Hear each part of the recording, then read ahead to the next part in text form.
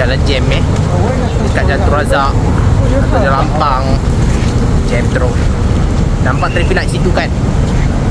Kalau nampak, okey. Ini dia Demak on the way ke Double Tree Hilton Hotel.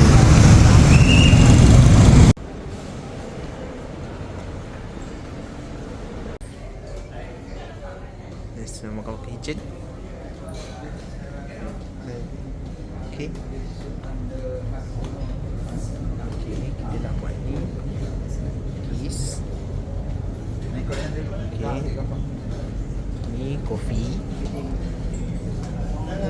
ni cookies, buah-buahan.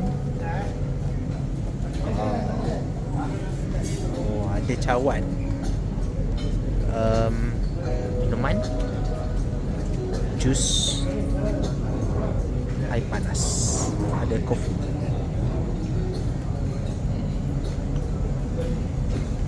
Ni kopi.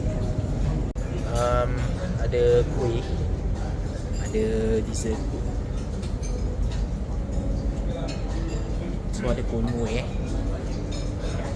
manis pun masak. Okay. Yang ni western food. Kalau bukan western food tu makanan luar negara tu. Makanan luar negara. Tapi makanan Itali. Okay. Makanan dia salmon. Ini boleh jagung ada tapi ada ayam. Ni nampak. Ni nampak ada roti. Ada keropok. Kita buat pasta. Pasta tak buat. Yang ni roti naan. Okey. Ni makanan dia. Macam tahun lepas keropok. Makanan India.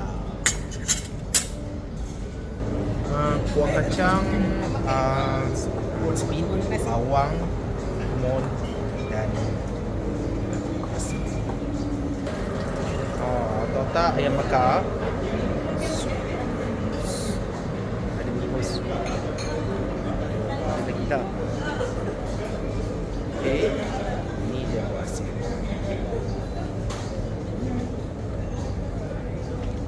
Ada seafood. Ada sayur-sayuran.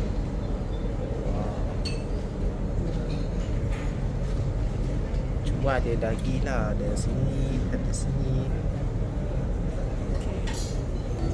Okay, ini dessert.